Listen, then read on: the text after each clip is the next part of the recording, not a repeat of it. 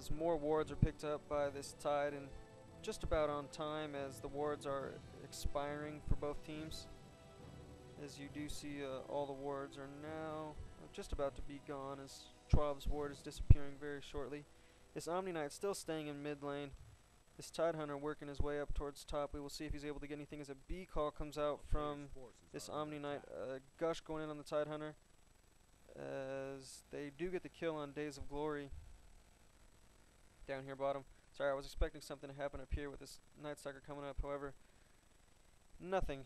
No gank, nothing. You know, really ineffective roaming. However, this Earthshaker puck combo, with the help of that Sentry ward, was able to bring down the Broodmother with obviously a pretty nice fissure, Illusionary Orb, Waning Rift.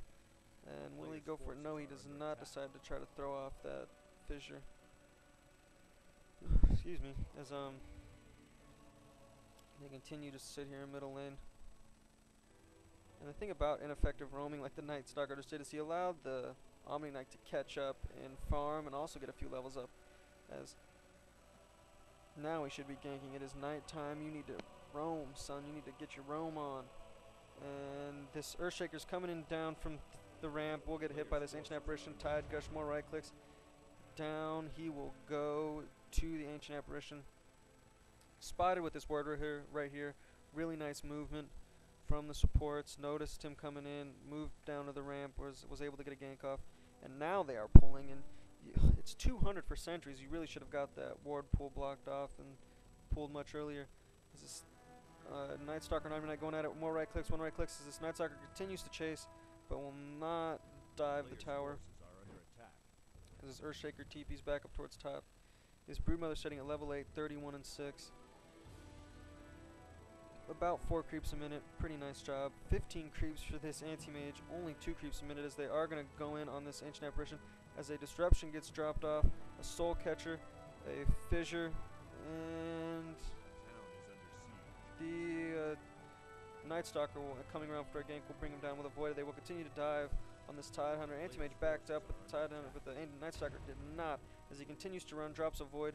Not level 5 yet, so they will be able to continue on this gank. Saving that fissure for the last second ends up pretty much stealing the kill. I believe he should have dropped that fissure off maybe a little bit earlier. Just that way he was able to let this anti-mage and or Night Stalker get the kill. However, what happens happens. As they were going to go on this Weaver, but the Weaver does run out, as they do have a Sentry ward for the possibility to go on this Weaver, but nothing's really going to come of it. Omni Knight working his way back around towards top for a little bit support. I'm really not sure if that's going to do anything, as they are going to back up now that they did see this Omni Knight. Anti-Mage is going to try to farm, as he's going to get up a I'm assuming a Vanguard. Who knows? I believe the Vanguard would be the better decision in this game. As oh wow, as this Weaver's already farming some more cold feet, right clicks, and the Bugs end up getting the last kill on that. And the Shadow Demon does one more hit on the Anti-Mage, but was not able to get it, as he pops his salve and will turn around. More right clicks going in. I don't know what the Shadow Demon is doing out here. The Scourge have been getting caught out of place more than a few times already. They're really not being very cohesive. They're really not doing a good job of sticking together and using their skills effectively, chaining them effectively. As well as they continue to just have the Shadow Demon sit in top and babysit. They need to have him roam. If he could just move around and get some extra DPS off, and get some extra help that each lane, and increasing their DPS with a Soul Catcher and Disruption.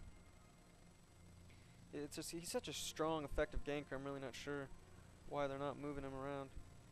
Ruby and Weaver picking up that ultimate orb, as he will be going Lincoln Sphere. As I was saying earlier, if you get that Radiance and he pops off that Disruption on you, they get a Radiance. That's really not something you want to give, as your supports are such low health. As once again, Days of Glory dies and I miss it. Zerto and Puck now getting the last hit on him, is more than likely a Void Silence.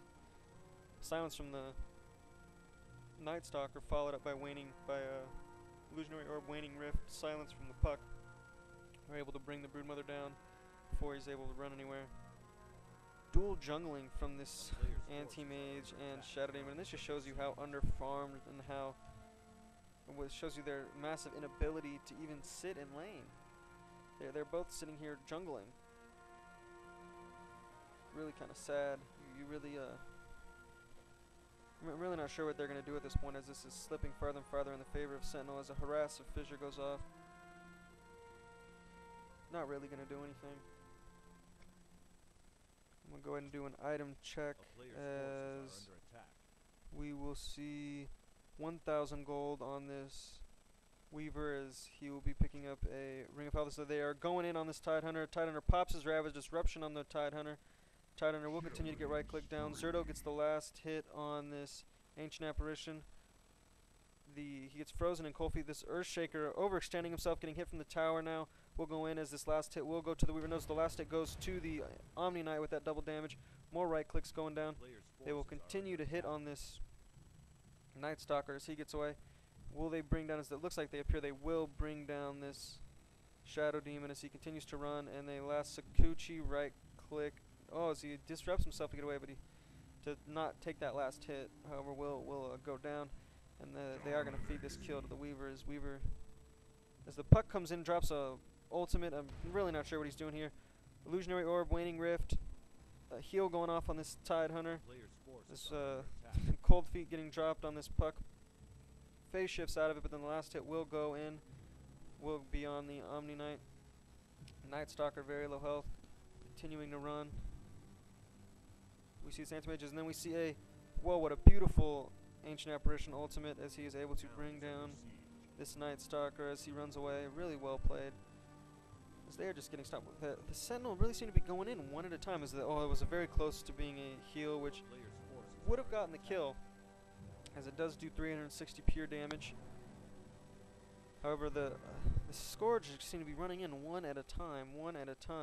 Earthshaker overextended, got himself killed. Shadow Demon ran over here, and he was, got chased down and got himself killed. But then this puck runs in and drops an ultimate. There's nobody there to help you. Night Stalker has no health. His main source of damage is that physical DPS, and his Hunter in the Night, his attack speed is much higher. And that, the really bad play from the puck. Really shouldn't have came in at that time, as we do see the